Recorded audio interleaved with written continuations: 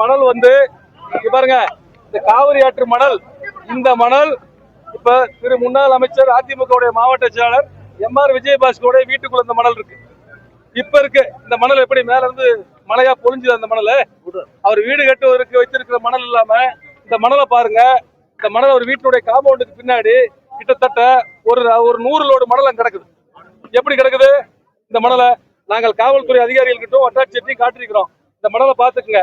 அதனால இந்த ஆதாரங்களை நாங்க காட்டிட்டு நாங்க அதை கண்டிக்கணும்.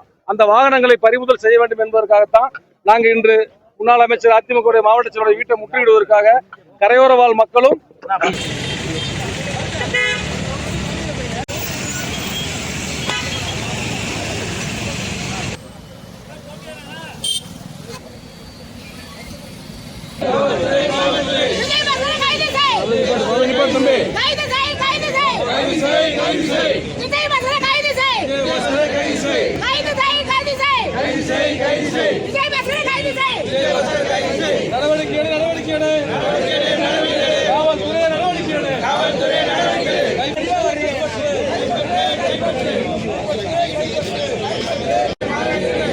பதுக்கி வைத்திருக்கோம்.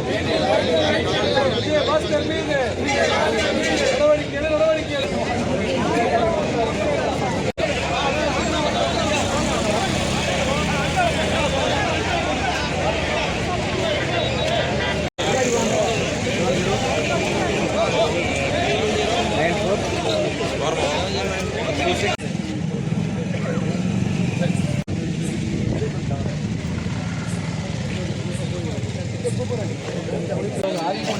கரூர் மாவட்டம் காவிரி ஆற்றில் மணல் அள்ளுகிற தொழிலாளர்களுடைய குடும்பத்தின் சார்பாகவும் காவிரி கரையோரம் மணல் அள்ளுகிற அந்த மக்களின் சார்பாகவும் இன்று அதிமுகவினுடைய மாவட்ட செயலாளர் முன்னாள் அமைச்சர் திரு விஜயபாஸ்கர் அவருடைய வீட்டை முற்றுகையிடுவதற்காக இந்த மக்கள் அனைவரும் ஒன்று திரண்டு அவருடைய வீட்டின் வாயிலே நாங்கள் நிற்கிறோம். தொடர்ந்து இவருடைய அத்துமீறல்கள் காவிரி ஆற்றிலே மணல் அள்ளக்கூடாது, மாட்டு வண்டிகளே அள்ளக்கூடாது என்று ஆய்வு மேற்கொள்கிறேன் என்ற போர்வையில அங்க இருக்கக்கூடிய மாட்டு வண்டி தொழிலாளர்கள் மீது வழக்கு போடுவதும் வழக்கு பதிவிடுவதும் தொடர்ந்து இது போன்ற இடையூறுகளை செய்து கொண்டிருப்பதால் அவர் மீது காவல்துறை நடவடிக்கை எடுக்க வேண்டும். அதே மணலை திருடி அவர் வீட்டில் வைத்திருக்கிறார். அதை ஆதாரத்துடன் நாங்கள் காவல்துறை உயர் அதிகாரிகள் மற்றும் வருவாய்த்துறை அதிகாரிகளிடம் காட்டியிருக்கிறோம். அதனால் அந்த வாகனங்களையும் கைப்பற்றி காவல் நிலையத்தில் நிறுத்த வேண்டும். இல்லை என்றால் மாட்டு வண்டி தொழிலாளர்கள் மீது போடப்பட்டிருக்கிற வழக்குகளையும் அந்த மாட்டு வண்டிகளையும் விடுவிக்க வேண்டும். பகிரங்கமாக காவிரி மணல் பிரச்சனை இவர் தலையிட மாட்டேன் என்கிற உத்தரவாதத்தை வழங்காத வரை இந்த கூட்டம் கலந்து செல்லாது. அவர் வீட்டை முற்றுகையிடுவதற்காக மாபெரும் மக்கள் ஆர்ப்பாட்டமாக இங்கே நடத்தி கொண்டிருக்கிறோம். இவரு எந்த மாட்டு வண்டியில அள்ளி அதை லாரியில போட்டதை பார்த்து ஆதாரத்தோட வெளியிட்டார். சரி, அப்படி சொல்றாருன்னா உள்ளுக்குள்ள இந்த கிட்டாச்சி ஒன்றும் லாரி ஒன்றும் அவருடைய கட்சியை சேர்ந்த அதிமுக நிர்வாகி மண்மங்கலத்தை சேர்ந்தவருடைய வண்டி நிக்குது இல்ல? எப்படி நின்றுச்சு? எப்படி நிக்குது? இதை பேசினால் பெரிய லெவல்ல பேசி கொண்டிருக்கலாம். நல்லா புரிந்து கொள்ள வேண்டும். அந்த பகுதியில ஏற்கனவே அந்த கரையோரம் இருக்கக்கூடிய மக்களுடைய இடத்துல பட்டா இடங்கள்ல நமுட்டு மண் எடுப்பதற்கு அனுமதி வாங்கி லாரி போயிட்டு இருக்கு. பட்டா இடத்துல நமுட்டு மண் வாங்குறது எடுத்துட்டு போறதுக்காக அனுமதி வாங்கித்தான் லாரியில போயிட்டு வந்துட்டு இருக்காங்க. இவர் அதையும் இதையும் இணைத்து முடிச்சு போட்டு பேசுகிறார். அது தவறு. அதே மாதிரி தொடர்ந்து முன்னாள் அமைச்சரும் மாவட்ட செயலர் விஜயபாஸ்கர் அவர்கள் இந்த சாதிய மோதலை தூண்டுவது போல நாங்கள் நடந்து கொள்கிறோம் என்பது பேச்சை நிறுத்திக் கொள்ள வேண்டும் என்று மக்கள் சார்பாக கேட்டுக்கொள்கிறோம். பத்திரிகையாளர்கள், தொலைக்காட்சி நண்பர்கள் வாயிலாகவும் அதை நாங்கள் அறிவுறுத்துகிறோம். அதனால் அவர் இவருடைய அராஜக போக்கை இத்துடன் நிறுத்திவிட்டு எங்களுடைய வயிற்றில் அடிக்காமல் மாட்டு வண்டி தொழிலுடைய வாழ்வாதாரத்தை காக்கும் வகையில் அவர் காப்பாற்ற விட்டால் கூட பரவாயில்ல, கெடுக்கும் வகையில் இல்லாமல் தான் பரவாயில்ல, செஞ்சா போதும். திமுகவினுடைய மாவட்ட செயலாளர் மரியாதைக்குரிய முன்னாள் அமைச்சர் திரு செந்தில் பாலாஜி அவர்களுடைய பரிந்துரையின் பேர்ல அவருடைய ஆசிகளின் பேர்ல ஒரு 11 மணிக்கு மேல பொறுப்பேற்ற அடுத்த நிமிஷம் மணல் சொன்னார்.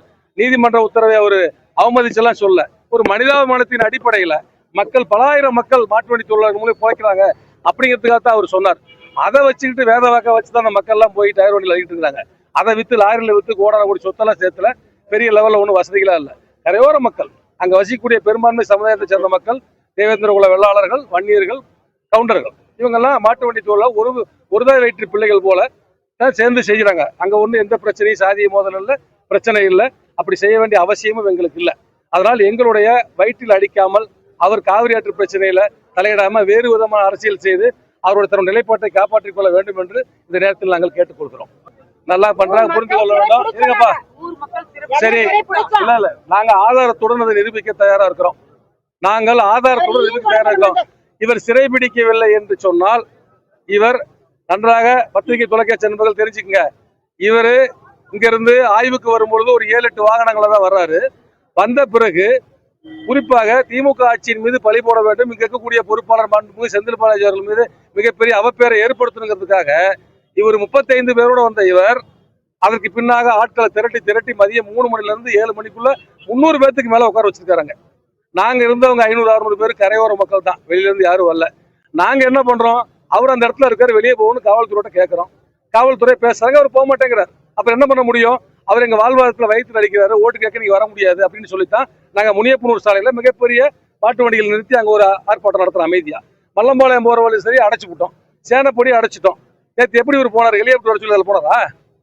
ஹெலிகாப்டர் வர வச்சு அதுல இருந்து வெளியே போனாரா நான் கேட்கிறேன், பதில் சொல்லணும்.